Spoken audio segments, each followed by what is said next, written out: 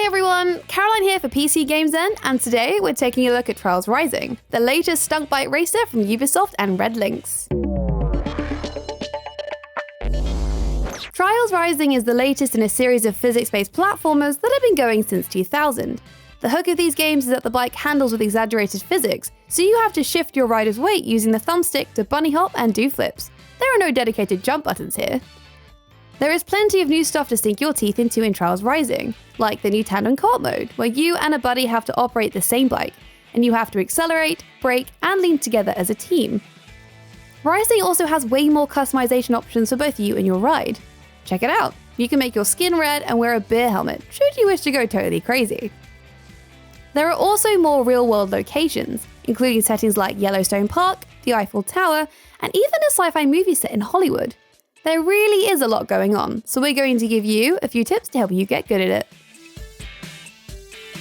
Nothing in Trials Rising is more important than your back wheel. Not your front wheel, not your... Wait, bikes only have two wheels, don't they? Anyway, your back wheel is so important because this is where the bulk of your power comes from, so make sure you have that firmly planted on the ground whenever you can. For example, when landing from a jump, you don't want to land flush on both wheels, but rather on the back wheel a split second before the front wheel, so that you rock forwards and use momentum to get back up to speed. Big shout out to our buddy Momentum. The quicker you can get that back wheel down, the quicker it can start generating power and whizzing you off towards your goal, like a horse that's heard a startling noise.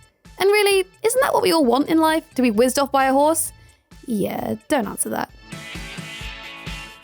Holding down the gas button will make you faster, but you're much more likely to zoom straight over all the lovely speed-giving bumps and divots in the course, and end up in a leathery heap on the floor.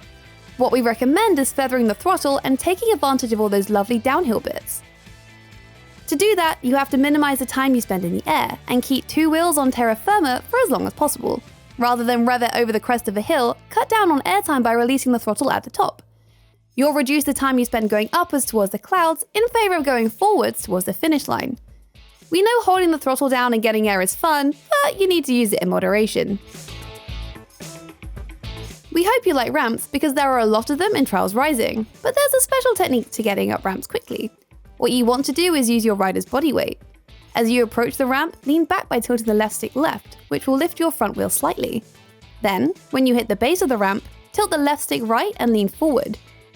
This little shift in positioning will give you a boost up the ramp and ensure you remain balanced.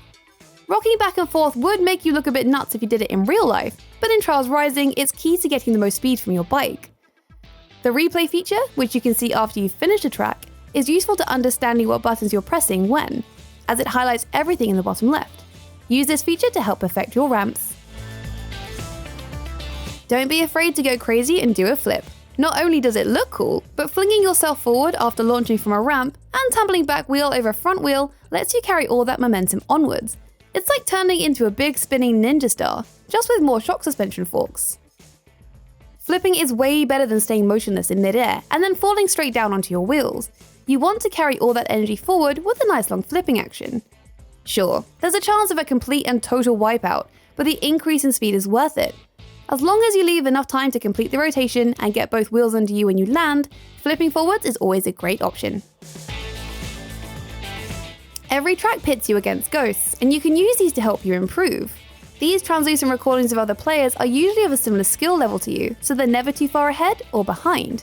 But they can offer some pointers from the afterlife, or wherever it is that they're actually from. Take a closer look at these helpful spirits, and you may see one take a different line to you.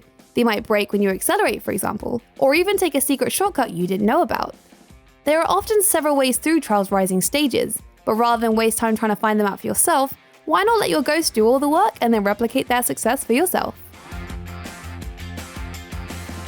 Trials Rising features loot boxes, but don't worry, it's not as bad as it sounds. Every time you level up in the campaign, which happens fairly frequently, you get a loot box or gear crate. These contain a random assortment of cosmetics, including new race poses, stickers, and livery for your bike. If you want more gear crates, you can buy them using either in-game currency, which you earn during stages, or Trials Rising's premium currency acorns, which you can buy with real-world cash.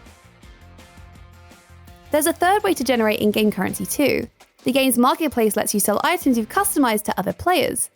Every time someone downloads your rad-looking flame bike, you get a bit of in-game cash. It's a great incentive for genius creators, which, let's be honest, isn't us. So, those are 7 tips to help make you better at Trials Rising. The game is out right now, so let us know in the comments if you've got any of your own tips. For more Day 1 gaming guide, subscribe to PCGamesN, click that little alert bell to see our videos as soon as they're out, and thanks for watching!